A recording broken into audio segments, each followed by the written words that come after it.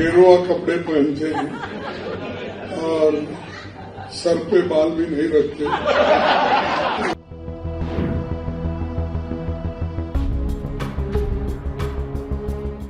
ऐसे एक नेता है जो बीजेपी ने पैदा की है।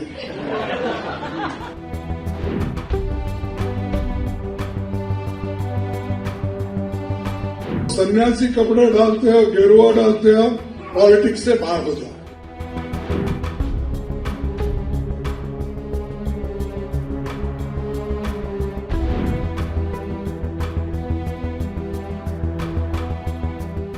अगर साधु राजनीति में आ रहा है तो उससे बड़ा तो एक सौभाग्य किसी भी जो राज्य का नहीं हो सकता है। मल्लिकार्जुन खड़गे नाम से लगता है कि वो हिंदू हैं, लेकिन काम से नहीं लगता कि वो हिंदू। देखिए, कांग्रेस के नेता जिस तरह का बयान देते हैं, इन्हें अपने शब्दों पर संयम बरतना चाहिए।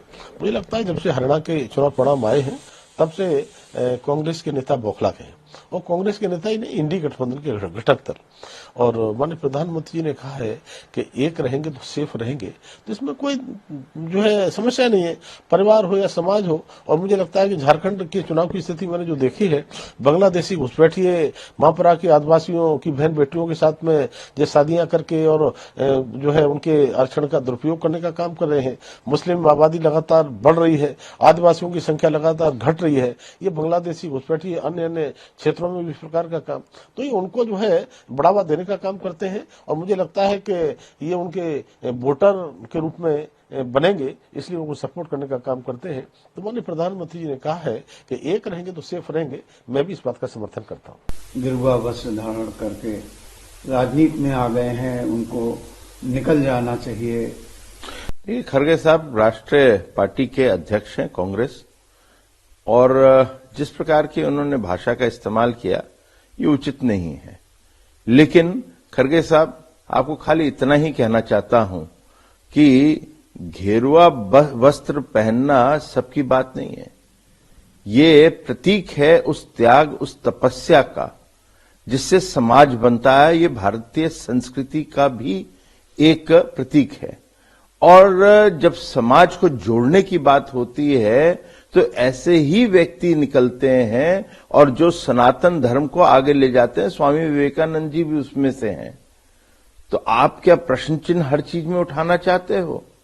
और राजनीति भी समाज को जोड़ने के लिए है, अच्छा करने के लिए है।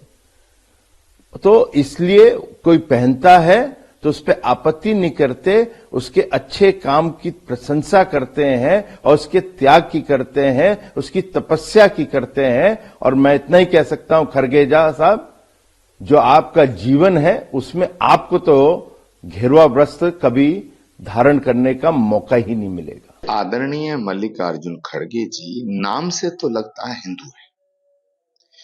मल्लिकार्जुन खड़गे नाम से लगता है कि वो हिंदू हैं, लेकिन काम से नहीं लगता कि वो हिंदू है। पहले खड़गे जी को बताना चाहिए कि वो हैं कौन, हिंदू हैं या नहीं है।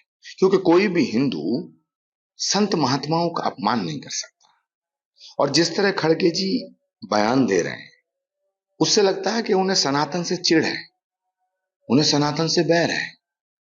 और जो सनातन से बैर रखता है उसका भारत में मुझे नहीं लगता कि उसको राजनीति करने का अधिकार है।